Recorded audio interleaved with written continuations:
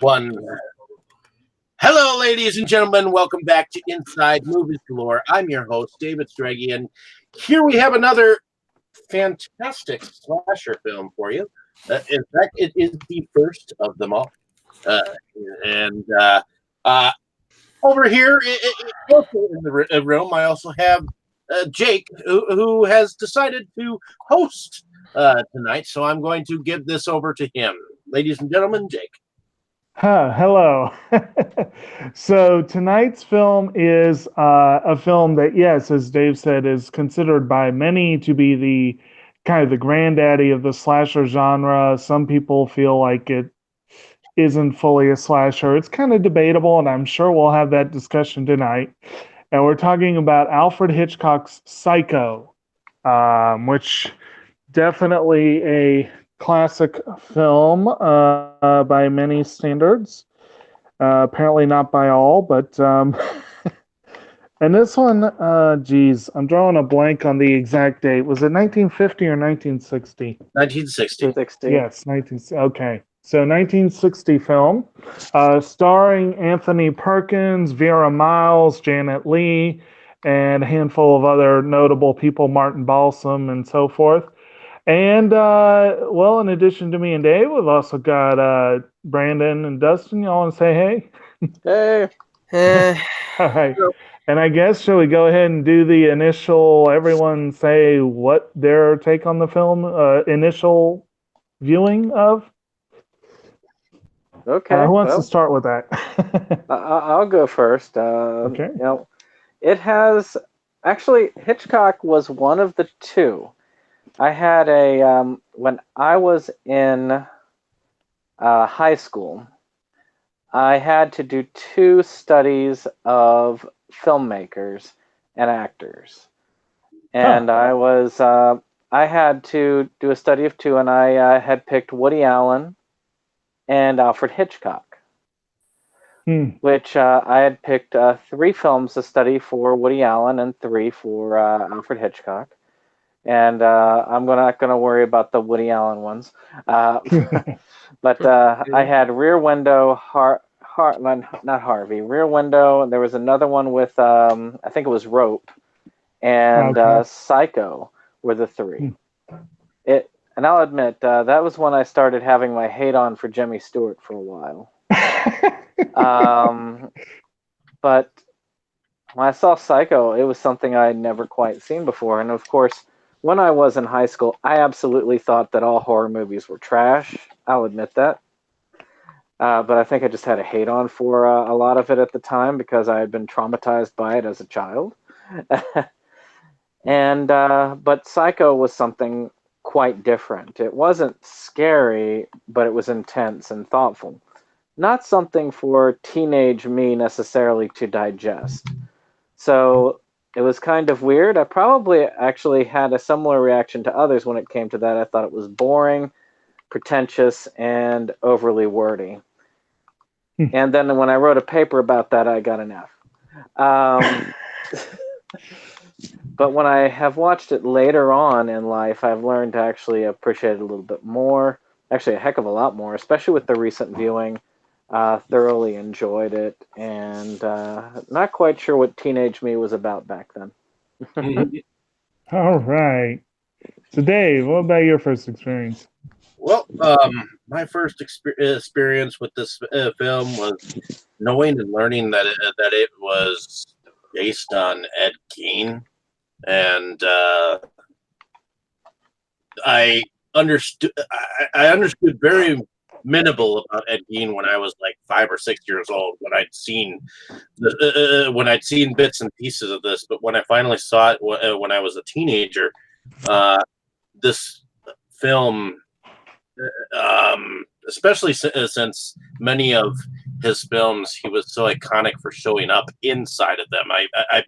I became a connoisseur of trying to find where exactly he showed up in whatever film that he would be in. So when I saw Psycho for the first time, I loved the fact that while she was trying to go away from just selling the car. They were talking at her like she was thinking about them, you know, and that's one scene that stuck in my mind, and seeing it again, definitely the way that it was, and I think it definitely holds up myself. So. All right, so Dustin, how about you? Did we do Brandon already? Yes. Oh yeah, we did. Yep.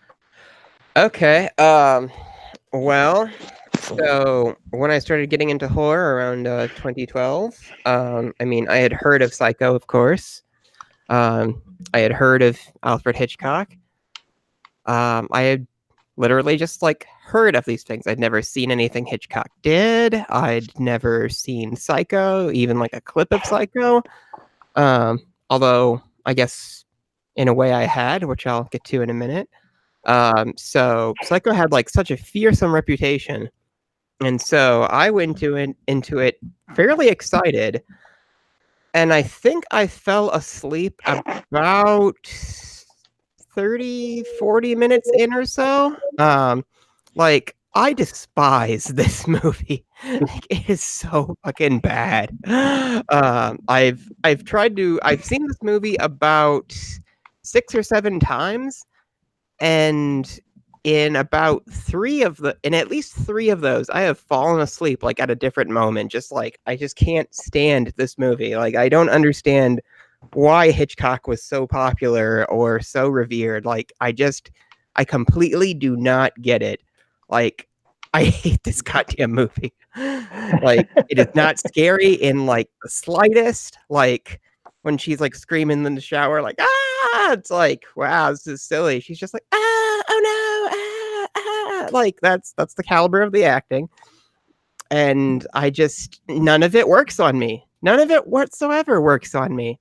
I'm sure a lot of you in the audience are really mad right now, but you know, like if you've been listening to us for a long time, you'll remember my freak out on the Exorcist episode, which I am trying not to do again because I think I hate this movie slightly less than the Exorcist and feel roughly the same way about it. Like, it is a cheat. I think part of why I had this reaction was because virtually every scene in Psycho has been parodied or homaged or copied in something one way or another. And so there was nothing that came as a surprise. Like, every scene has been done. Like, I think The Simpsons itself, I think you could probably get about an hour of the runtime of this movie just from Simpsons clips. Like, you could edit them together into like a thing. The thing is, and I'm willing to wager. And I had, and I'm willing to wager you're probably not even talking about the Gus Van Sant remake that supposedly does copy every scene. Oh, that's a shot-for-shot remake. I actually did see that one first, and I was like, "What's this?" It sucks. That one was like, horrible. I would put them on about the same level. It's like Right. there's really no difference there to me, except one's in color. That was just utter trash. One's in color, and you see Vince Vaughn like masturbate off camera. That's the difference. Like, they are both equally lame, in my opinion. I did read the book, so the original Robert Bloch book. Like, my tolerance for the movie went up greatly after I read that, because the book is actually pretty creepy and pretty good. So I will give it some credit off that. So, but yeah, I hate this movie a lot. Like, I didn't even finish it this time. Like, I'm just going off my memory for the last 20 minutes. All right. Because it's one of those movies where so little happens, you think it's like 110 minutes and it's almost 2 hours, and it's like, wait, what's going on? It's like, there's a lot of fluff with well, we'll get to that. Actually, okay, go ahead. I was just going to say, out of curiosity, if you had never seen any references to Psycho prior, or any slasher movies prior to Psycho, which would be hard, but let's say if you hadn't, do you think you would have thought differently of the film? Probably. Like, I think I was expecting like a lot of like cleverness and surprises, and because nothing was a surprise, I mean, I think it would have definitely improved my perception of the movie. And I mean, I'm sure that it knocked people dead in like the 60s or whenever this is from. Well, yeah, it had never been done before. It was clever because they'd never done it before. But that was, I mean, those people who are so easy to scare, it's like, look, an interracial couple, and people would just have heart attacks and fall over. Nobody had ever thought that a man could dress up like a woman and then suddenly kill someone, and then those. Isn't there something called Glenn Glenda that did that? Yeah. Like what? Well, I 10 don't years think they before killed this? anybody. Yeah, well, I don't know what happens in that, but I do know about it. They could have. You don't know. Well, yeah, I've seen the movie. They didn't, but still. that was a movie that played in the like lowest budget of drive-in films, and Edward Wood never got the recognition that he should have. Oh, that was an Ed Wood movie? Oh, yeah. It was. Oh, my. Almost autobiographical, actually. Almost autobiographical. Yes. Because it actually reflected himself, Glenn and Glenda did. Get owned, Ed Wood. Jeez. So, Dustin, you'll be happy to know that I am in agreement with you and that I rate this one higher than The Exorcist. Oh, yeah. Exorcist was just like, that was also nap time, but it was like religious nap time. So I get to hear a sermon and be bored. And it's like, fuck you. And I also agree that the last 10 minutes or so of Psycho are far and away the weakest. But that seems to be almost a universal opinion. Yeah. Hitchcock himself hated the ending. I thought the ending was much better. Like the end, that's the part I like. So I don't know. To me, the movie grinds to a halt at that point. It's total exposition. But we'll get to that. For myself, I was late coming to Hitchcock. I really cannot say the first one I saw. It was probably Rear Window or The Man Who Knew Too Much or something like that. And it was probably around the time I went to college. I don't think I'd seen anything before that. And of course, once I got into film, everyone's a Hitchcock. You got to see them all. I know, everybody's Kubrick now. Yeah. They can't ride the dicks hard enough. And I will admit... Well, I agree about Kubrick. Yeah. I will admit that when you get to these ones who are heavily talked up, there is a much higher bar that they have to reach, or they fall short. And from what I've seen with Hitchcock, I've probably seen 23, 24-ish of his films.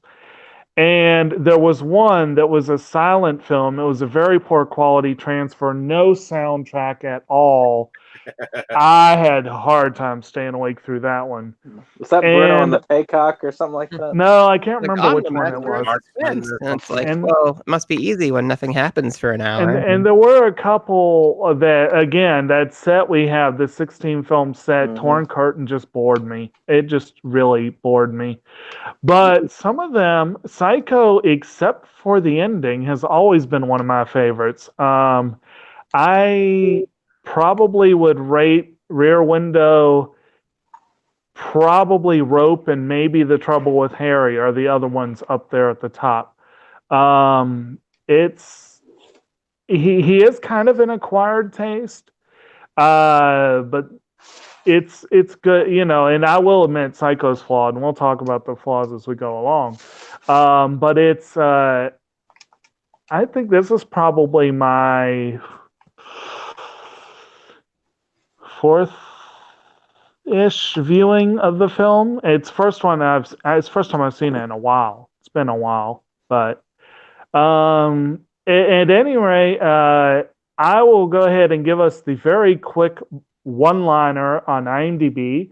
A Phoenix secretary embezzles $40,000 from her employer's client, goes on the run, and checks into a remote motel run by a young man under the domination of his mother. Of course, you probably already knew that because, like Dustin said, everyone's heard this plot 100 times. Now, there is one question that I ask every single one of you. What's that? What is the color of the dress of his mother? The color of the dress? It's like blue with like flowers on it. Sure. That's a description. The correct answer is periwinkle blue. Yeah. I thought the correct answer was black and white. Nope, wrecked. Because this was a film that Hitchcock consciously made in black and white when he didn't need to. It was his follow-up to North by Northwest, which was in color.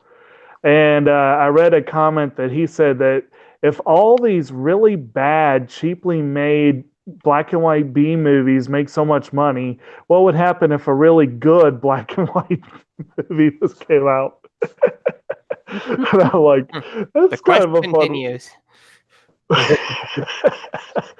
But I don't know. Hitchcock did have a really great arch sense of humor, and some of the stuff I read about what he said about this one is just kind of amuses me. And we could probably talk about some of that later on. But early, the basic plot is pretty simple. You have Janet Leigh plays the secretary, Marion Crane. She doesn't even mean to take a life of crime. She just sees $40,000 and says, I could do something with this. And that's pretty, and of course she the guy whose money it was had been shamelessly, I don't know. I've seen such a display of shameless flirting. It's undeclared, like I like all my things. Yeehaw! And it's like, exactly, okay. Exactly, yes. And so she goes off. The movie actually starts with her and her boyfriend, though, and her boyfriend is married, and he was married. What's that? I was going to say he was a married man. Yeah. Apparently, and Dustin, if you've read the book, you can tell us this. I read in the notes that apparently they met on a cruise. That's why they had a long distance relationship. They don't really say in the movie. I think that's correct. I did read the book. I read the book in 2016, so my memory on a lot of it is kind of fuzzy. Okay. I do kind of want to put a generic Hitchcock. I do want to. Okay. Put a couple of Hitchcock caveats in there, though. So, I mean, I think my favorite Hitchcock movie is Rear Window, which I loved. I loved Rear Window, even though I'd seen the Simpsons parody of that beforehand. I still enjoyed it a lot. So I think Rear Window is his best movie. And I enjoyed The Birds, too. And then all the other stuff after that, I've seen a couple of his other movies, and I found them so bland, I don't even remember the titles. And I tried watching Alfred Hitchcock Presents. And oh my lord, it was like the worst thing it felt like the worst thing that's ever aired, like as a TV series. Like I actually stopped after I think about 20 episodes. My original plan was to finish it. Like I stopped watching after a point because it was like, okay, I've had enough of this. And then I deleted the series. Well, I think that's the mistake people make with Hitchcock a lot is they hear about this guy as a master of horror. He's not a master of horror. He's a master of suspense. He's a master. He creates thrillers, and I had to adapt to that myself because I was expecting horror, and of course, I got a thriller. Right. And that's with me, it's like okay, he's the master. I knew about the thriller thing, and so I would watch something, and things would kind of go in one direction. It's like okay, I know it's gonna happen, and then it would just be like, yep, saw that coming. Like, I don't think he surprised me once in any of the stuff that I saw, except for like the twist in Rear Window. It's like, oh, the guy really did kill his wife. Part of it also is you probably have at this point, 3 maybe generations who've grown up worshiping Hitchcock. So he has very much influenced quite a lot of filmmakers. At this point, if you're coming to him fresh, you're not going to feel the same effect that the people that saw it back then, or even, This reminds me of reminds me of that Family Guy joke from back when the Right. show was good. Right. There's that booth at like the carnival or whatever, Right. and it's some old guy like the miracle of electricity, and he's just like pulling the chain on like a light bulb and clicking it off and Right. on, and he's like, "What? Don't Right. you think this is amazing? I Right. I crap remember myself the that. first time I saw this." It's like Yeah. it's just Again, like that. Actually, all the people that use those things afterwards, they're the ones who aren't original. Technically, he's the original one because he was the one who did it first. Right. So it's kind of weird because it's a reworking of your mind, of a person's mind in that category. Right. I mean, that doesn't mean that things can't still hold up, though. I mean, Rear Right. Window holds up, like The Birds Yeah. holds up. Like, I don't know why this doesn't hold up to me. I mean, don't know. we've probably hit on it, and I'm just not making the connection. But See, to me, the reason why this film holds up is that there is still an air of mystery that, especially in the very beginning, when she's just running from having this money, and then she goes and she gets stopped by this cop that has Right. has these nondescript glasses, and he's just weird. How you view it. He fucking stares at her, and he looks like that dude that has the metal mouth in James Bond or some shit like Jaws. like Jaws. I kept thinking. I kept thinking of Ron Perlman. Like nondescript glasses, where it's like you can only see in or see out, and then of course you think after she's traded in the car, she's got the three guys staring at her as she's going down. So that adds to the mystery. I mean, you could kind of watch this as a comedy with some of those moments. It's like, Well- are you sure you don't want to look around? Just sell me the car. Damn. And apparently Hitchcock himself thought about branding it as a comedy. I mean, it's like I said, he had a pitch black sense of humor. I would and I respect think it a it lot do- more that way. Yeah. Well, if you haven't yet, you should probably watch The Trouble with Harry, because that was a comedy and it was flippin' hilarious. But at any rate, so we got she switches the car while the cop is standing there watching her. It's like, okay, well, what's the point now of switching the car? And then she gets lost, and the rain is pouring down, and she has to pull over. And she pulls over at what's now the iconic Bates Motel, where she meets the only employee, who's this very chipper young man who's kind of not very. He's clearly a kind of an odd duck who loves taxidermy and particularly birds. I like his little explanation that animals were just creepy. But I'm like, and birds aren't. Well, and he made a comment to her that he said, "You eat like a bird." Yes. And actually, like I said, when we get to the characters, I'll talk more on that, definitely. But then she checks in. We have some dialogue between them. We have the infamous shower scene. Mhm. And then it switches gears to where her sister and the boyfriend and a detective are, well, where'd she go? So, and that's pretty much the basic plot without getting into super spoiler territory. But like there's spoilers left to be had at this point. I mean, I think it kind of makes more sense in that regard because the way things were like in that time period, I mean, there wasn't like the high degree of connectivity we have today. Like you could probably just, drive for a few hours in some direction and disappear. Like if you really didn't want to be found. Right. No internet. This is set in like what, the 50s, I think. I think it was. I'm trying to remember when Block wrote this. I'm not sure. I got the impression the film was contemporary, that they weren't trying to do a period piece. So yeah, it probably would have been late 50s. What is this? What year is this from? Actually, I don't quite remember. 1960.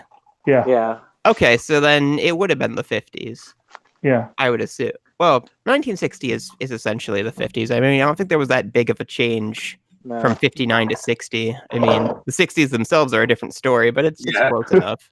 Well, yeah, and 60 to 65 was a lot like the 50s. It was only the 60 to 75 that really took on what people think of as the turmoil. 60s. Yeah, from the 60s Susie homemakers to the 70s sleaze. I do say though that the that one part that you were going over, the end of that part with the shower scene, Mhm. I really do feel that people who had been exposed to Hitchcock, the one surprise that most people would have gotten, I think, and I've seen this and heard this from a couple people, are that they did not realize that the story continued after that point, or that it would come that quickly to where this character they focused on Right. would just die and end that quickly, and then there was so much movie left. Well, And I kept thinking to myself, what he's actually just bringing out a regular mop bucket. well, Well, yeah, I mean, you use what you got, you know? Yeah, but I- but shit, the blood is thicker than water, man. I mean, it's a Right. hell of a lot. Depends on how much water you add to it.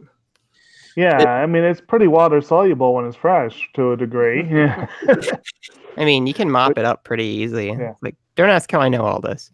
And you get the impression that he's had some practice with this. Yeah. But at no, least twice but before. but on Brandon's point, I do agree. It's like it's kind of it's a big red herring. You got this character who is the central character, and then what? They're dead. What? Really? You know, and it's not a common thing. And we'll actually have another movie coming up this month where they pulled the same trick, and I wouldn't be surprised if Psycho influenced Nightmare on Elm Street. But you know, that was I don't know how Possibly. many movies did that before this. You know, probably not many, if any.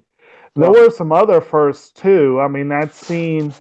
This is a totally random kind of bit of trivia that's like I don't know if anyone even would think about it nowadays, but apparently Psycho is the first film to ever feature a flushing toilet on screen. Oh, yeah, I remember that. And they got away with it by making it supposedly integral to the plot, you know, because she's trying to get rid of evidence. So it's like, Can't show But- anything that vulgar. yeah. Scandalous. And Well, they actually, it is amazing some of the stuff that Hitchcock got by the censors in this movie. And apparently he did it by including things he knew they would object to so that he could get away with the other stuff. Uh, Well, at least his reputation While helped. one person is help looking with that. left, the other go right. Yep. So, Actually, though, did any of you? Well, there was a film reel. mhm. It was on one of them, and I thought that it was interesting how they set it up at the beginning, where when they were advertising the film, Hitchcock himself had said, while it's in theaters, no one Right. is allowed in the theater if it's gone past the first 5 minutes. Yeah, I watched that reel too. It was interesting. And I thought that was interesting. Is like that he wanted to make sure that people got that first storyline. Yeah, He it's a figured good was idea. integral. I don't think the movie would have worked if they hadn't had that involved. I think he was aware of that because I mean the trick only works if you've been focusing on that character for that specific amount of time. Mhm. Because I mean, as much as I dislike Hitchcock, I mean, I'm not saying by any means that he wasn't actually good at filmmaking. Like, Well, he knew his audience. He knew how to manipulate the audience. Well, And he knew how to get the Cro-Magnons in what was this Pleistocene Americana. I'm trying to think of geological time periods.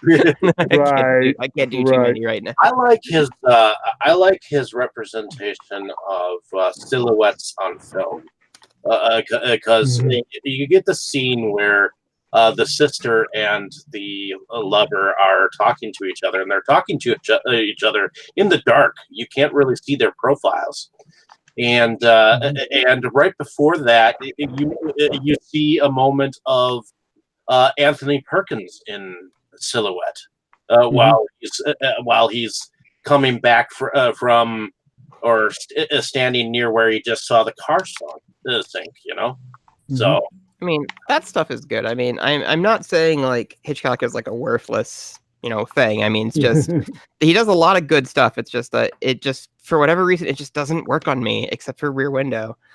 All right, so let's go ahead and talk a little bit about the characters. Of course, the main character, or supposed main character, is Marion Crane. That's Janet Leigh.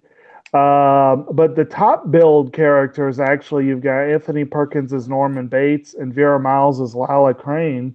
Lila doesn't even show up until almost an hour into the film. Shoot, Norman Bates is the main character as far as I'm concerned. Yeah, well, he kind of is. But does anyone have a particular character that they really wanted to lead off with? Well, I kind of always somewhat liked Anthony Perkins' character for some reason. I mean, he seems like, and it comes off as that down to earth country boy, Not really. He seems more. Norman Bates, as played by Anthony Perkins in this, kind of reminds me of Ted Bundy. Like a little shy, but still like really charismatic and handsome. Like disarming, I think is the right word. Yeah. He kind of reminds me. I was sitting here thinking it as I watched the film. I was thinking he was kind of like Leslie Vernon if he was more of a nerd. Yeah, I can do that. That's pretty different from how he is in the book. In the book, he has glasses. He's overweight. He looks a little bit like Dave, actually, in the book. And is just like very like mousy and unassuming, while still being kind of. Yeah, I have to say, from my standpoint, honestly, I loved Perkins' portrayal of the role, and to me, I mean, it is one of the reasons I love the movie. He has some of the best lines. He has the whole interaction that he has where he's sitting having sandwiches with Marion Crane, and they're having that little dialogue, and it was a pretty good. Both of them were doing good in that scene, but he just had those great moments. Like he had we all go a little mad sometimes, just that, very famous line. Then, of course, probably the most famous line he had was, boy's best friend is his mother. Just the way he says those lines, it was really good. It was really memorable character. He is one of the best screen villains. I think AFI rated him as the second best screen villain of all time.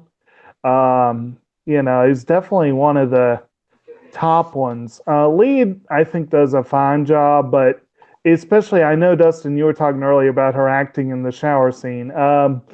She has her off moments. I will fully admit. Yes. And her voice sounds pretty much just like that. Right. I think. I mean, I agree that the way that they portrayed him, I could see it if. See, that's the problem, and Dustin had touched on it. Is that it's so prevalent in current culture that. A lot of it is ruined that he's the killer.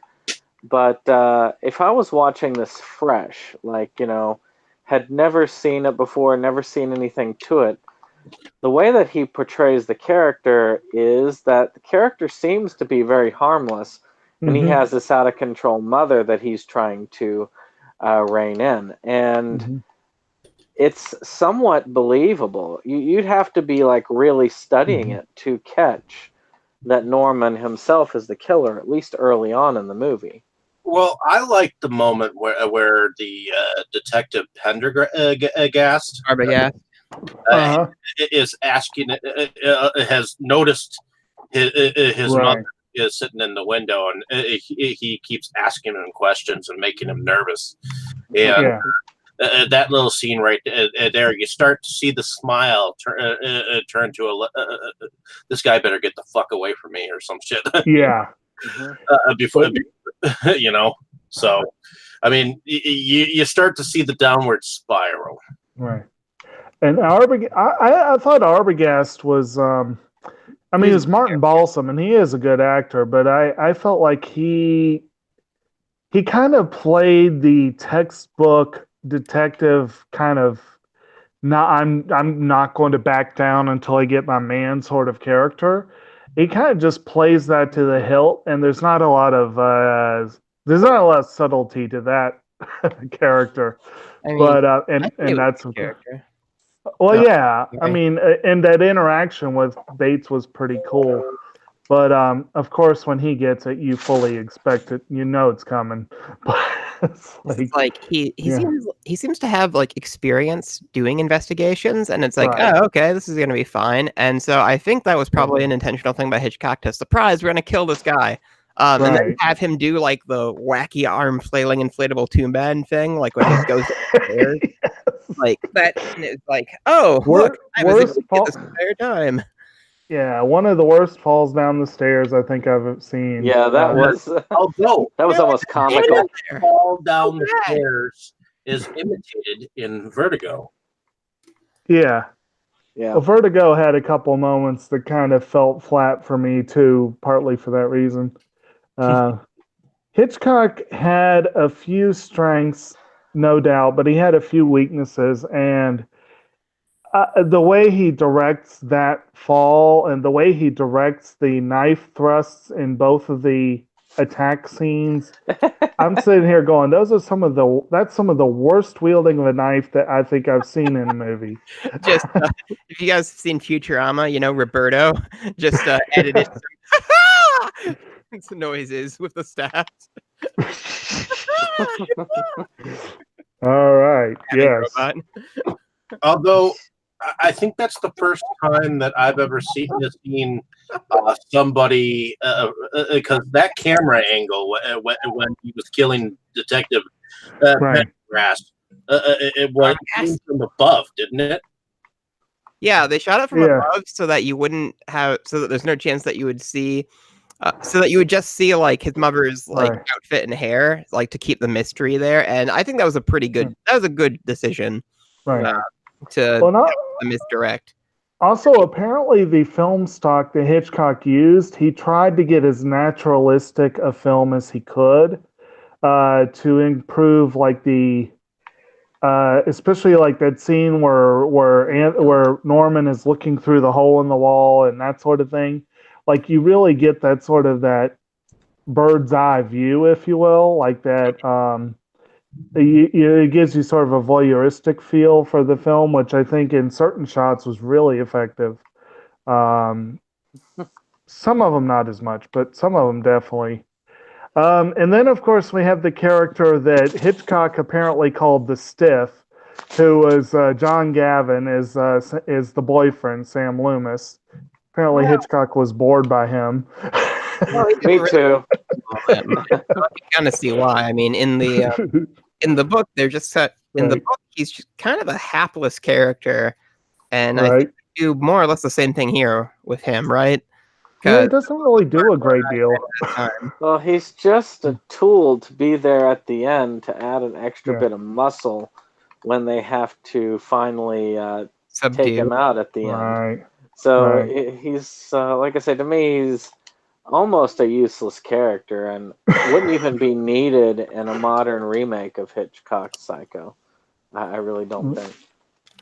Well, so I'm going to, I guess, kick off the Norman Bates's mother discussion with kind of like our biggest spoiler, of course, which I don't know how anybody could have missed, but the big reveal is that his mother, Norman's mother, has been dead the entire time, and he's taxidermied her and dresses up as her to manifest his mother as as a multiple personality.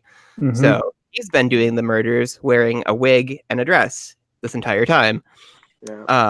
And one thing, a big creepy grin. Yes. Well, that too. One thing I wanted to point out that was different from the book, that was explicitly in the book, and I don't remember if it was really a part of the movie, was like his mother had always been like really like domineering and controlling, and she had started she had gotten a boyfriend and like he couldn't handle that, so he killed them both with rat poison and preserved his mother. And I don't think that I wasn't sure. I didn't remember if they spelled that out in the movie that he had killed both of them. Like, Yes. They did. They did? At Okay. the very end, they did. They explained all That's that. part of that expedition that everybody checks Yeah. out for, isn't it? Because I haven't seen that part for a while. So like I said, this movie ended up being longer than I expected it to be. And one thing that I don't think that I am pretty sure I'm more sure at least that they didn't cover this in the movie was that he liked to read like really Norman liked to read like really like eclectic, like bizarre things.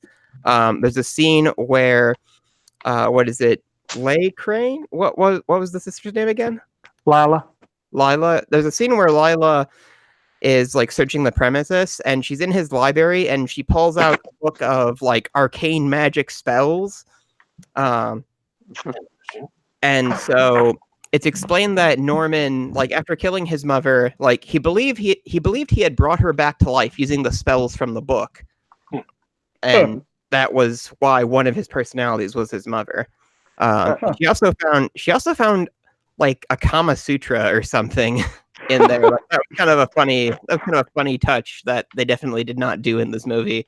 Where So he's like flipping through at the illustrations and just being like repulsed, and it's like, had he captured her sister? Had he forced her to do these disgusting things? They've almost they almost had a supernatural element to this movie, or it had almost a feel of that when you think about it. A lot of the voice work. Well, just to touch real quick on what Dustin was saying, I'm guessing then that the library scene in Leslie Vernon might have been a direct reference to that. It could have been. That was because they were talking about like, you have some really weird books here. Yeah. Yeah. That was fun. No, it's hard to remember. It's hard to at least remember for me because I read the book so long ago, and I wasn't able to make it through this particular rewatch in time, even though I've seen the movie so many times. So it's kind of a disconnect in what actually was and wasn't there. But I remember that the most explicitly from the book, and so that's why that part of the story stuck with me. Because I think without kind of that moment, like where they reveal all this, and it's like, because I was reading that and I was like, oh, like, and I actually got some chills off of that. Like, that does not happen to me. Whereas with the movie, it's just like, oh yeah, he's just nuts. Yeah. See, even though, one of the things that makes me, I guess, a little bit more closer to Alfred Hitchcock is, I guess I ended up getting a chance to go to the Alfred Hitchcock Museum in Orlando, Florida, and what they do is they actually put you through a theatrical experience where they give you 3D glasses and you get to see the birds in 3D. That's probably pretty cool. Until they put in Birdemic by mistake. And then after, no, probably about the that same. would have been a nightmare. Birdemic. Well, okay. I mean, The bird out is fake, but the birds has better birds.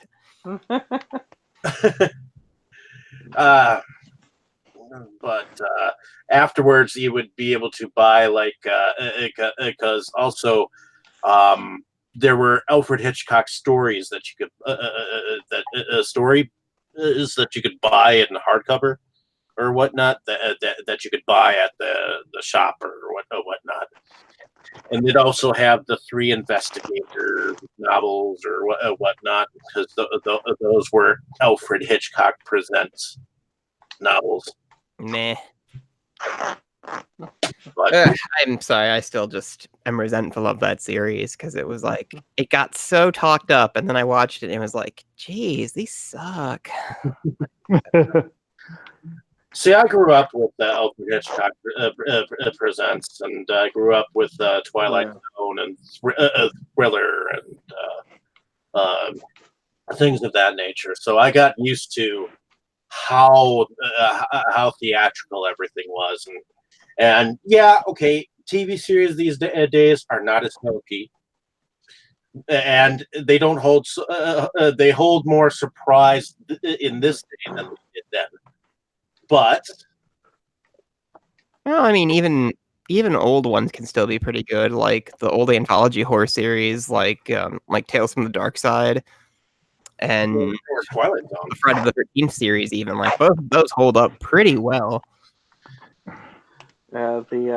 Actually, always thought of Hitchcock very similar to William Castle in a lot of ways because they did a lot of similar things. How they would interact with the audience at times, that showmanship level. The big difference between Hitchcock and William Castle is the fact that he wanted so much control over his sets and his actors and his actresses. I believe there was an actress that played Marnie. Tippi Hedren. Yeah, Yeah. Tippi Hedren, Yeah, that he also in The Birds. butted heads with. Oh yeah. And like right after Marnie, he like disowned her in the entire business. In fact, she did not have a job in the film industry because of what happened. Ouch. Well, he, much like Kubrick, had been known of being so eccentric and arrogant at times Mhm. that a lot of his actors and actresses would have been considered abused psychologically by him. Right. Now, that makes me think of so as part of my plans for this other project I want to do, that's also a podcast, like I want to have like people who don't typically go on to podcasts and talk about horror come on and talk about horror. And one of the people that I follow is like I follow a few like adult film stars who've been kind of interested in doing something like that. And one of them had a tweet a really long time ago that makes me think that reminds me of. It's like some men just think they're awesome and don't ask for any feedback. Yeah. Well, And apparently Hitchcock was one of those. Um, and when he got feedback, he was sometimes a little reticent about receiving it. Actually, one of his best known, probably his only film that got a huge amount of Oscar praise, and it may be because of the other colossal ego behind it, which was his collaboration with David O. Selznick and Rebecca. The two of them butted heads relentlessly on that film, and it was it was very interesting to. I've read the production notes of their emails back and I mean not emails, but you know what I mean, memos back and forth. It was interesting to see that, but in this one, he definitely had a whole lot more control, and we'll probably talk more on that in a minute. But do we have any more character info, or do we want to go into the production aspects? I think we've probably touched on Okay. all the characters because Okay. this is a fairly small film in many ways. Right. I mean, there's not a whole lot that goes on. Well, okay, maybe that's not the right way to phrase that. Like, it's a Right. smaller scale film and it has a small cast. So It is a small scale. It is a small scale film, and actually, that's a good segue into the production aspect. The Paramount was Hitchcock's boss at the time. They hated the source material. They hated the novel.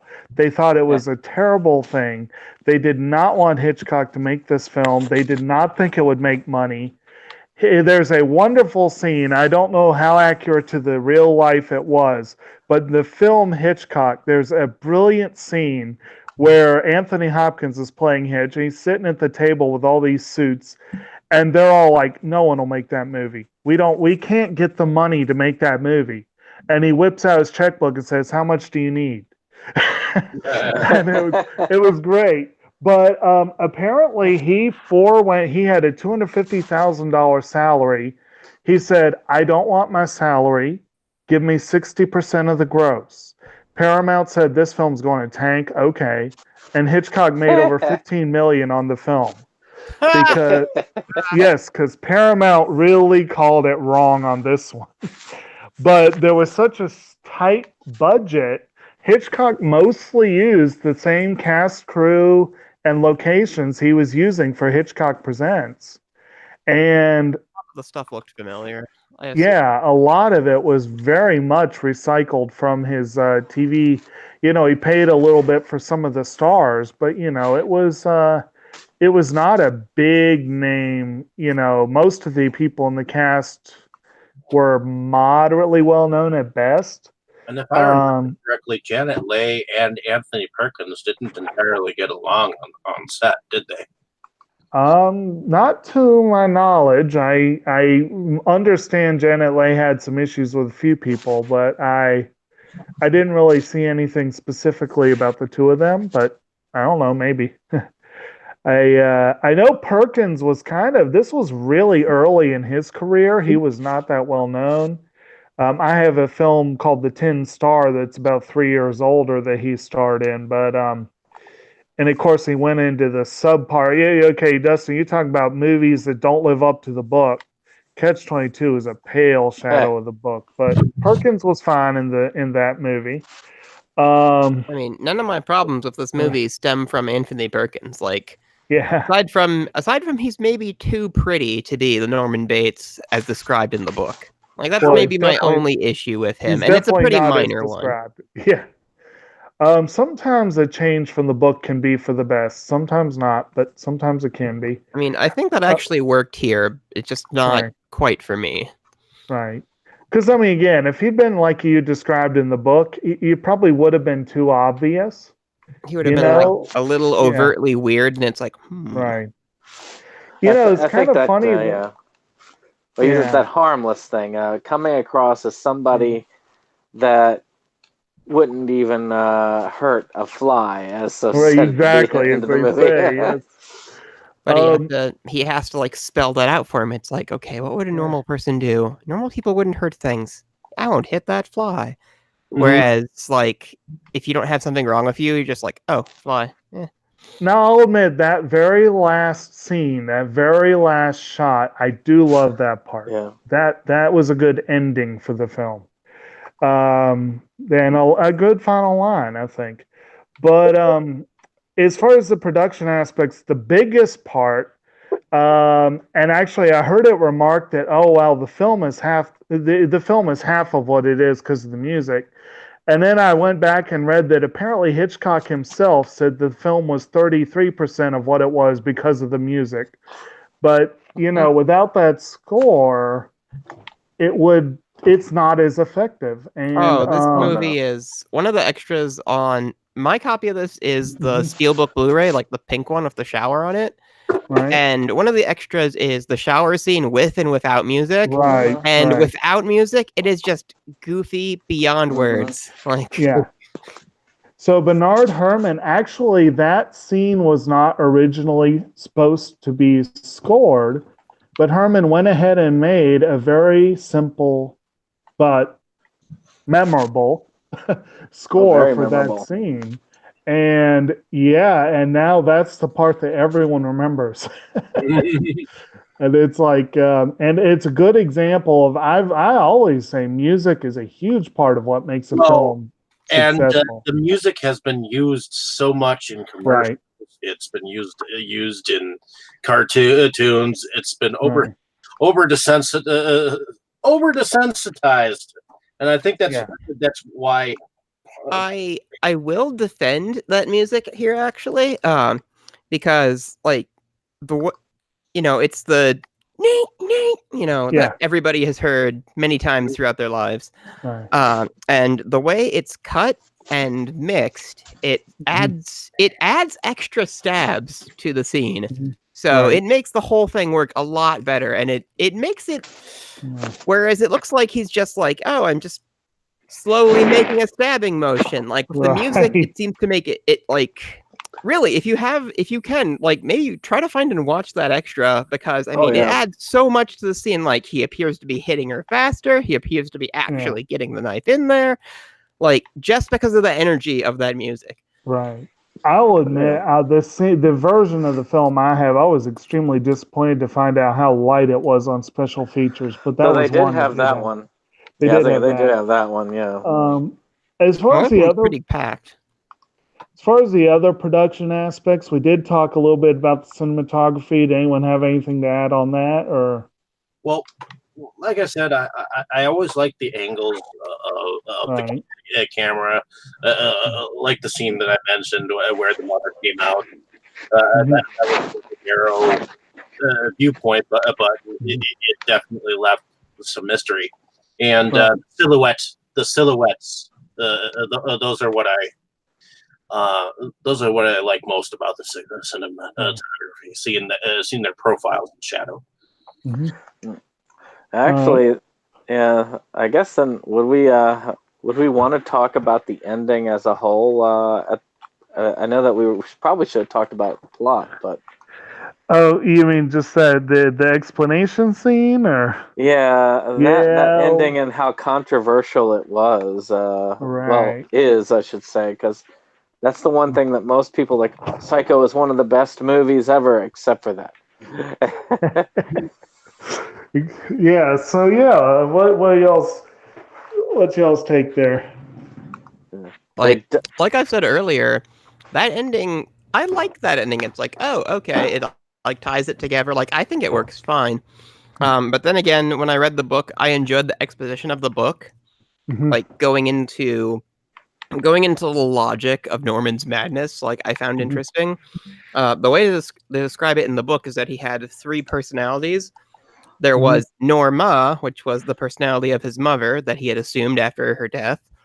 There was Norman, which was the version of him that, saw himself as like a little boy and was subservient to his mother. And then there was what they called in the book Normal, which was man Norman who, would pay the electric bill and do the chores, but didn't really like the personality that would function, Yeah, but had no personality beyond that. I think they kind of included all three because there's at least one scene in the movie where Hitchcock intentionally had the pitch or something changed on Perkins' voice. I think he like eliminated the bass or something to make him sound more boyish. So that might have been the nod to the third personality. Yeah. But yeah, it really seems like he has two for the if you're not going into Yeah. it knowing all that. Well, normal is Um, more of a, I guess, state of mind that he could enter right. in this, because it's like where he's like getting rid of her car and like thinking Mhm. of and like cleaning up the bathroom. That's normal, like in action there. Yes, Like, that's normal. That's what most people do. well, I mean, I do it all the time. I Oh, I strictly know I what you mean. strictly mean Yeah. in the sense Yeah. of, it's like, okay, I have to do this, like the one that has like the Yeah. responsibility for like the life skills. Actually, one of my favorite moments for that character, as far as the acting or whatever, is where he's trying to sink the car, and it stops, and you see him slowly start to panic, and then it starts going again, and he's like, ah. It's like just that bead of sweat, like. But yes, that would have been nerve wracking, I'm sure. But See, I hated that ending scene because it felt condescending. It's like we're going to tack this on because we don't trust you, audience, to be quite smart enough to have figured this out. and that And apparent, from what I understand, that's almost exactly what Hitchcock said about it. He yeah, tacked it on because the studio said he had to. Yeah. Well, I well, mean, again, like these people are like what banging rocks together or whatever, like to They're make fire. So they're Right. they're afraid of scaring the audience too much. At the, Yeah. it, I mean, just like at the same time, they were against horror comics. You know, Mhm. even though they were the most popular thing being produced that people could buy, like they were still like cracked down on and hated. And Don't get me started. Poor EC. Alrighty. Well, my thing is, I don't particularly mind exposition, and oftentimes I find it very useful. But I kind of agree with what Brandon said. The way it's presented, it really does. It does feel a little condescending to the audience. The way it's presented, if they had done it maybe more tongue in cheek, like maybe if Hitchcock had found some sort of gallows humor way to include that same information, or if it had been sprinkled throughout a little bit here and a little bit there, it would have worked better, I think. I think so. Yeah. I agree with that. It's but then again, maybe it's just they didn't feel like it that the audiences could do it. I feel like there is a bit more to be had from a film when you leave a little bit of that air of mystery in the end and let people think about it a little bit. Right. And this is definitely not as open-ended as a lot of films are. I've seen some films that are like, oh my God, that's the ending? Yeah. That's kind of how I felt. Like, that's it? It's like, aw. Yeah. Which, I mean, in those days, I guess it was more than enough that, oh, the killer survived. Oh, no. Like, wasn't there some objection to that part of it? Well, From like the MPAA or something? Because that seems to be something I remembered about this movie. Hitchcock's always at war with the NBA. I remember thinking that Well, the MPAA is garbage. It's like, he was understandable. just left with his own mind alone. To me, in the very end, when they bring the camera back from him, Right. That line about the fly, though, I'll admit that was a good line for the end. Mm-hmm. I thought it was cheesy, personally. I was like, eh. The original fly or the remake? No, he's talking about I won't even swat that fly. That like inner monologue. That's what we're talking about, Dave. Like, I mean, I thought it was kind of corny. Like, I didn't like it. But I think that's maybe just because like I've heard people like, I wouldn't even hurt a fly. Like, I've heard that like hundreds of times, right, in everywhere. So maybe that's why I don't like that line. Right. So I guess anything else you want to do on the basic production aspects, or we covered most of the? Well, I think there are some special effects in this. Like, not very many, but I think one effect that I like, well, I guess it's more of a prop. Like, I like the mummified Norman Bates mother prop. Like, it actually looks pretty convincing. It's like, I'll oh, admit shit, that okay. was an effective moment. That when I first saw that, I was like, whoa.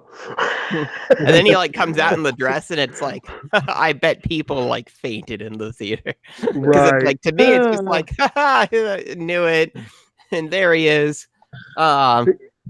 So I was kind of like smiling and laughing at that, but that qualifies as a jump scare that actually lives up to what it was trying to do. Well, the first time I saw this, when I saw that moment, I kind of jumped too. This was a movie that kind of, at first, when you first see it, and yeah, okay, there's no surprise when you hear a lot, about this film and all that jazz. But if you see it for the first time, there are moments where your eyes will just kind of blink for a moment. Like, it's still a surprise. Like, I remember one time I showed like the Texas Chainsaw Massacre to somebody who had never seen it before, and like you could see them like gripping their chair and just being like like the entire time. Like, when Leatherface like shows up and like chainsaws Franklin, I'm standing up. It's like, yeah, fuck him up. God, let's go buy some meat, guys. See, that and was they're just sitting there like wide-eyed, unblinking, like in shock. It's like, what? Yeah. See, if that's one, if we covered that, that Jacob would be the dissenting opinion on that. I guarantee you now, if you ever cover that, I'm not watching it again. That was If one of I'm the on first the ones show? we did. We did that forever ago. Yeah, so It's like but episode yes, 12. that was one that. But anyway, that's a whole other story for another day. Yes. So actually, that kind of heads into, and actually, Dave had briefly mentioned the story that inspired Psycho, but apparently that story was also loosely the inspiration for Texas Chainsaw Massacre and The Silence of the Lambs. It's like apparently that killer gets around. I don't know. It's like, Well, but Ed Gein is such an yeah, unusual thing, or at least at the right, time, it was very shocking to everyone. right. I'll let you talk about it. Well, I probably don't have much more on it to say that So than you that. probably know more. Yeah, you probably do. For those of you who don't know people, Ed Gein was a man that was from Plainsfield, Wisconsin, that evidently was found having living furniture of some of the women that have been in his lives, including his mother, as Uh-huh. his upholstery. So Yeah. he would dig up bodies and like make household objects from them. Like he Oh. had like chairs chairs made of human bones with like human leather. Like he had like lamps made of like faces stitched together. Pretty much any prop you see in Texas Chainsaw Massacre was inspired by Ed Gein. Lovely. He's often called like he's called he's referred to as a serial killer. Even though I think he only has like two. I think he only had two victims that he actually killed. Like the rest of them were like dug up from graveyards. But still pretty fucked up. Yeah, it sounds like it. In I mean, shoot, every even way. So he would have. So in Silence of the Lambs, that's not so much Hannibal as Buffalo Bill, I guess, was the. Well, he was also. It was also like suggested that he was cannibalistic Oh, as well. okay. So a little Like bit of when both. they finally like raided his farm, the farmhouse where he lived, like they found his most recent victim like trussed up like a deer hanging from like the ceiling in like the smokehouse or whatever it was. Ugh. Yeah. You've really The- never heard of this? No, I've heard of it. I just hadn't really heard the details. That's Yeah, like, he had like belts made out of like human nipples and just all kinds of stuff. yeah, Like the skin suit that Buffalo Bill was making in Silence of the Lambs, Yeah. like that's directly Ed Gein. Like there's a Steve's Right. rail spec. I think it's Under the Light of the Moon. It's an Ed Gein story, and there's a scene where he does indeed put on the woman's suit and dance under the moon. So I'll have to check the Under the Moon out. That sounds interesting. I think I have it somewhere around here. I mean, shoot, Alright. one of the villains in the second season of American Horror Story was based on that character. Well, there are, I'd say there's probably a lot, yeah. probably a solid 30% of all horror characters were based somewhat on Ed Gein. There's an independent musical that was supposedly filmed here in Wisconsin that I still want to figure out who the hell directed it. Because there's a trailer for it online. But Cannibal the Musical was not based on him. no, No. that was a good one though. There was one I Yeah. saw here, like it was a play. It was called The Flesh Trade by one of my Facebook friends, and that played at the Alchemist for a little while. I have the soundtrack too, and that's kind of clearly inspired by Ed Gein and the Donner Party, kind of combined. Mm. It's like it's very bizarre. It's like this. Right. It's like this prostitute who works at a brothel is like paid by these rich guys who, she's paid by rich cannibals to like kill people and like sell them the bodies. It's strange. Yeah. And it was a fairly upbeat musical too. I was just saying it sounds like a Disney story. Although the ending was a little bit on the nose with the rich literally eating the poor. Wasn't It was that good. also a story? Wasn't that also a plot point in Sweeney Todd? I seem to feel like that was a little bit. But anyway, a bit. well, all these things are in some way descendants of Psycho. Right. Well, one thing I did was, speaking of the descendants of Psycho, one thing we do have to talk about is the movie's reputation as one of the original slashers. And Yeah. in some ways, it's debatable because there are only 2 victims in the film, and there's not a great deal of actual Blood gore or anything like that. I think that was But- one of the things I was most disappointed with when I first saw Yeah. it, because I was expecting a lot from this. Right. And What a about point I wanted to just get out real quick was, Mhm. so around the same time this came out, there was something called Peeping Tom, okay? and they were both Yeah. fairly similar, except Peeping Tom had like actual gruesome killings in it that you would see kind of on camera.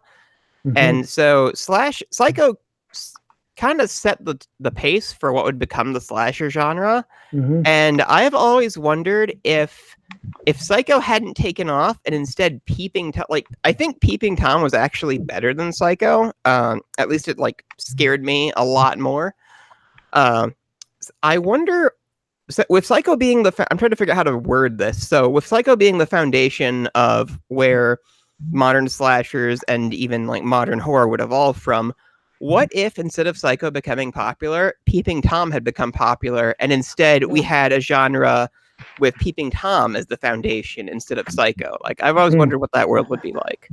Hey, maybe you'd be like talking about how Peeping Tom bored you because you had seen everything before. Oh no, Peeping Tom was pretty different. Like, this is like Peeping Tom is about a photographer who likes to take photos of people as they die. Like, Mhm. he has a knife like hidden. He has like a bayonet like hidden in the tripod stand of his camera, Yeah. and he'll just like stab women like in the guts and like just click pictures away like as they die. It is really like nasty and disturbing. Well, So, I think he's trying to capture death. Right. something to that effect. Like, I don't know. It was so different, and it came out the same year. And it seems like Psycho was just so much more popular that people didn't even realize it was out. See, I like. What year did Homicidal come out? Well, Deranged was before this. Right. So Well, what would I was just- everybody say would be the first modern slasher? The actual Homicidal was first. directly after this one. Modern slasher, I would probably say Halloween. Like, or Not Black Christmas or Halloween. Okay. Or what like about Black gosh? Christmas. What was that one that I was been talking? What about Bay of Blood?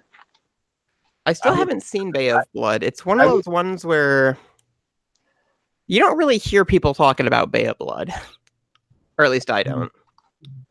Well, And again, there's so many movies that I think up until the point where you reached that area where it's those big 3 that were considered modern slashers, but up until then everybody had pieces. It's like puzzle pieces. I didn't think Mario Bava's Bay of Blood was a slasher.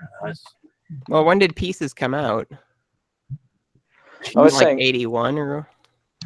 I was just gonna say it's like every horror film that had a slasher type of thing was sort of a piece of that slasher puzzle, and eventually somebody put them all together, and it became the modern slasher film. And again, one of the pieces that Psycho had that I definitely think Halloween picked up on is that score that leans heavily on those shrill and discordant notes. That was definitely, yeah. Oh, Halloween did utilize. I know that Psycho definitely influenced Halloween. Yeah. So. Yep. To some, it may not have been the best, but definitely without it, a lot of the best probably would not have been what they were. Well, in Ebert's review of Halloween, he compares it very directly to Psycho and says he said it was on the same level as Psycho for Halloween. All right. I would have Well, to say I agree with his comment because Halloween is just as iconic. yeah, Mhm. And it's pretty iconic. it really kicked off the modern era too. I have this book about slashers called Games of Terror, which I keep failing to finish rereading. Um, and there's like 20 some pages just on Halloween. But you know, as we've been discussing Psycho, at the beginning of this, I kind of was still able to channel like my original reactions to it. But the more we discuss it, like the more I realize it's like, I enjoy this movie much more than I thought I did. So it's just kind of getting past the memory of like the initial disappointment. And I think reading the book helped a lot too. Sometimes that initial disappointment can have a huge impact because like I said, the one Hitchcock film I hated the first time I saw it was The Birds. I hated Yeah. that film. See- Really, viscerally hated it. But Dinosaur then I sound. went back a few years later and watched it, and I'm like, it's not bad. It was just I had to go at it with those lowered expectations. And I think the non-ending was one of the reasons I hated it so much the first time. But the second time I was like, okay, well, yeah. But I saw a lot more of the humor in it the second time around that I couldn't see the first time. Yeah. And it's just sometimes you just have to do a second. Sometimes it doesn't help. I mean, Yeah. that's why I think discussions are very essential to how you enjoy a film. I mean, normally when you go into a film, you're seeing it through your own eyes, and then when you start discussing it with other people, it's like there are different things that you saw or didn't see that someone else might have done. Right. I learned something today. Very good. So Yes. we're starting to run a little long. Do we want to go ahead and do like favorite moments, lines, what have you, real quick? I'll just bang mine out real quick. Okay. Like the reveal of like him in his mother's clothes and her corpse. Like that's the part of the movie I think that does it for me like the most. It's just like, yeah, again.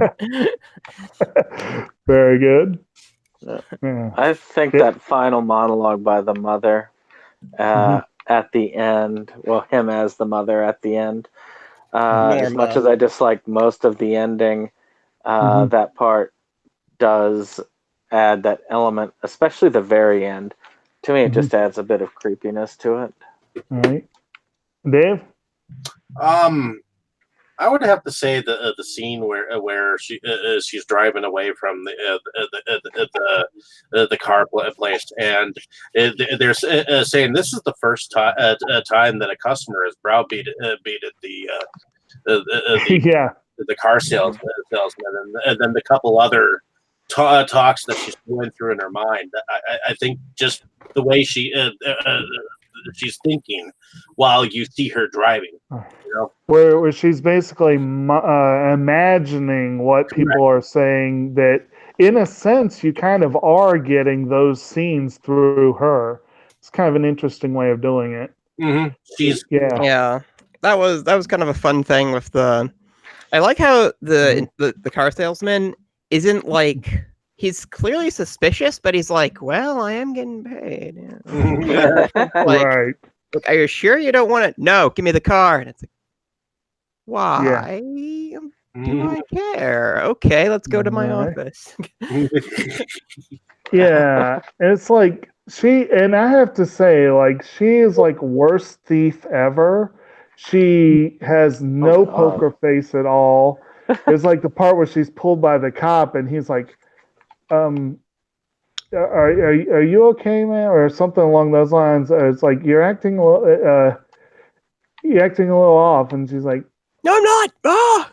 Yeah. It's like, do I look suspicious or something like that? No, yes. That's what it is. She's like, well, do I look suspicious? And he's like, well, frankly, yes. In the book, she's like really nervous about it to the point where as she's getting undressed for the shower to take a shower, she's like, you know what? I'll just make something up and return the money. Like I feel too bad about this. Right. There's also a scene where in the book, like before that, where she's kind of like checking out her body, like in the mirror, and like Norman is watching through that peephole, and that's actually what triggers like the mother attack. It's just like the sexuality. Right. I kind of liked, actually, in the movie, she changes her mind while she's talking to him, and you get that strong impression. But I love that first little dialogue the two of them have. And again, some of my favorite moments were just the little lines he had, the reactions he had during that dialogue. To a lesser degree, his interaction with Pender. Now I'm saying it, Arbogast. See, you fucked us, Dave. And the very, very, very final scene, I agree, that very last shot, that last line. If they had done the exposition better, I would have said this is easily Hitchcock's best film. But because of that exposition scene, it just sunk it for me. It's still one of his better ones, but Rear Window is still the best one overall, I think. But anyway, I guess if anyone has anything else before we wrap up, or well, last thing is so apparently there's a Psycho 2, 3, and 4 by Nick Garrison, and I haven't gotten to see them yet. I'm waiting until I discover the Shout Factory Blu-rays used as like a discovery thing. But I am really curious to how the heck they're gonna follow up that ending. It's like, well, he's in jail. Now don't what? They star Anthony Perkins? They do, from what I understand. Yeah, he's released. Like Halloween 2018, like 40 years later, he's loose. Believe it or not. Well, maybe that was one of the things that The Simpsons was. You kept talking about how they kept spoofing this. One of my very favorite, my favorite episode of The Simpsons directly spoofed that idea of someone who cannot stay put away. My favorite episode is Sideshow Bob Roberts. And yes, good. And there's that part where it's like, Mayor Quimby supports revolving doors prisons. It is. You have all this stuff talking about he released this horrible criminal. Sideshow Bob. Vote Sideshow Bob for mayor. Great. Oh my god, I love the old Simpsons so much. But yeah, Bill Oakley, come on the show. Yes. If we all email him, he might do it. That's the best part. But anyway, I guess, like I said, if we wanted to wrap up, who wants to start? I'll go. So I'm Dustin. I'm a horror collector living here in Milwaukee and bankrupting myself doing the hobby, as we found out today. Tier.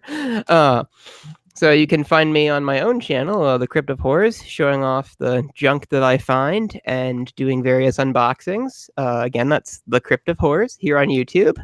I'm really lazy about uploads, so go subscribe so I feel like I have an incentive.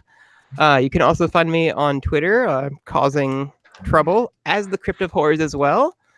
So shout out to anybody from Twitter who's actually listening to this right now. And I also have an Instagram for my collection, which I've finally started posting photos to again. Formerly DHR Hunter, I have finally changed that name to, you guessed it, The Crypt of Horrors, because everything shorter was taken. And so, yeah, that's me. So I just try to come on here and have a good time every week.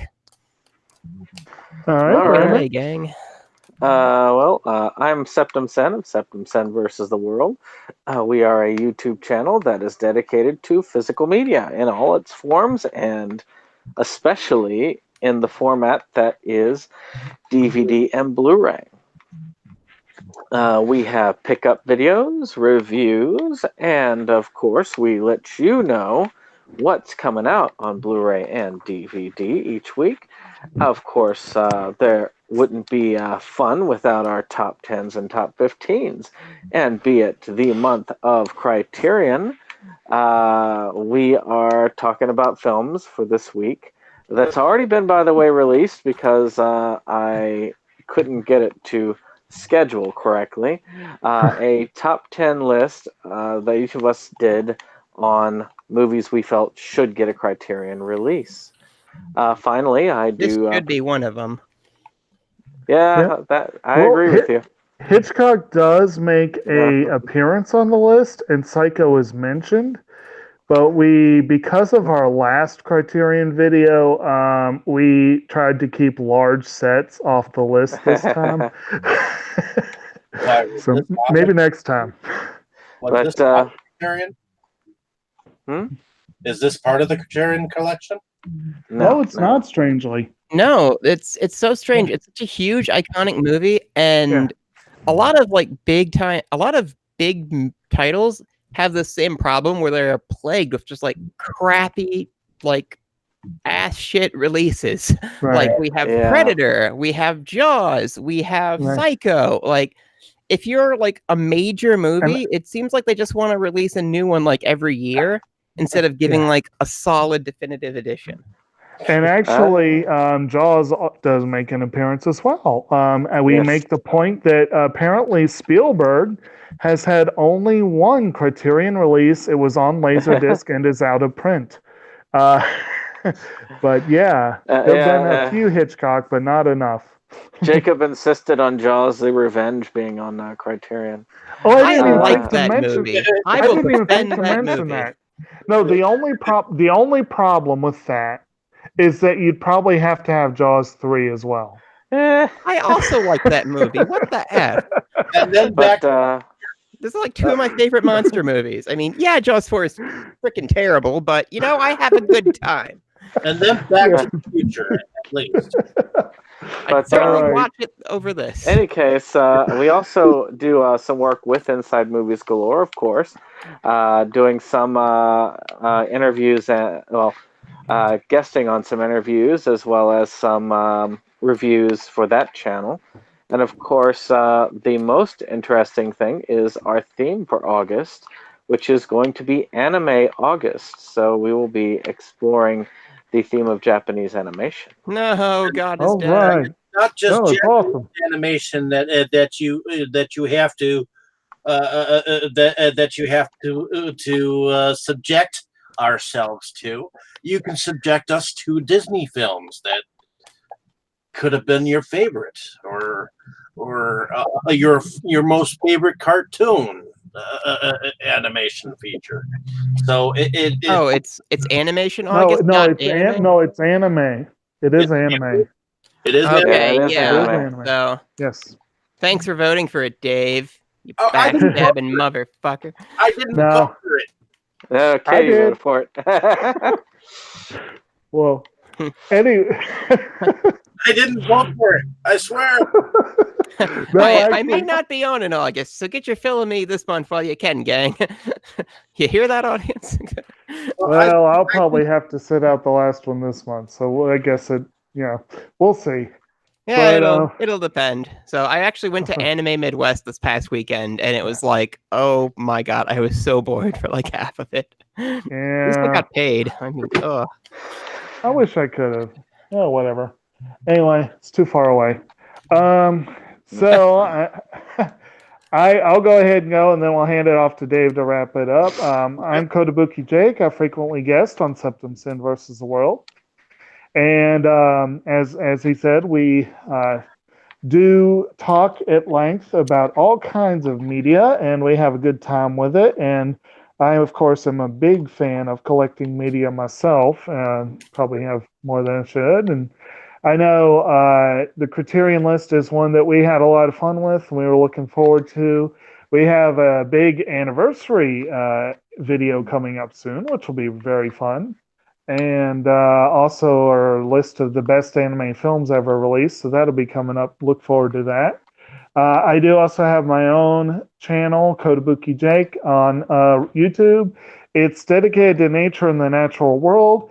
Problem is, I have been so obsessed geeking out over iNaturalist that I keep forgetting to make any new videos. So one of these days I'll post more Soon. material. But yeah, I'm just having way too much fun with that site, and it's just. But anyway, It's a fun time. anyway, Dave. And my name is David Streggy. I run Inside Movies Galore in Milwaukee, but I run it with all of you. So thank you so much for helping me continue the discussional the discussions of these films each week. Every single one of them, whether animated or anime, or classic or slasher, all deserve to be talked about, no matter how dumb or how smart. So, Even That's Birdemic. the way to phrase it. fuck Birdemic. I mean, like I said earlier, it might have slightly better. It might have about the same quality of effects as the Birds does. No, it does not. Well, I'm sure they spent about the same amount of money. Oh, that art just kind of being dragged across the screen. I'm somewhat trolling, by the way, in case you couldn't tell. I just enjoy it so much. I'm a bad Right. person. Right. These are the films that we have to look forward to. In any case, stay tuned for our eventual list of August titles, for we will be voting on those. I will be going on and interviewing the director of a trauma film tomorrow, Ooh, sweet. called Blood Junkie. Nice. I had a failed interview today with Mr. Leigh Scott, but that will be rescheduled next week. I had an audio imperfection where where the audio was sounding like chipmunks, so we will schedule that for later on. But this weekend, on the 14th. I have two interviews, one with Bill Zebub, and the next is with director of the Short Film Festival here in Milwaukee. And I will be talking about his films. That would be Ross. And be looking at his perspective of films and what he has coming up for the Short Film Festival that he is in his 21st year, I believe. Dang. So, in any case, those are some things to look forward to. Hopefully, you'll enjoy them. You can find us now 30 episodes deep out on Spotify and other avenues like Radio Public and stuff like that. But you can definitely find us here on YouTube. So thank you so much. And we do have a Facebook page too. We Give do. us a reason to go there. Yes. You could actually have voted on the theme this month. And I might even be able to set up so that you can vote on the movies that we do. So definitely look out. As a matter of fact, Maniac Cop is next week. Uh-oh. Fuck yeah. You have the right to remain silent forever. Watch out. Watch out for practice. Practice. The hero we deserve. Alrighty, ladies and gentlemen, have a good evening. Night. Drive. Okay. Time for some Far Cry New Dawn.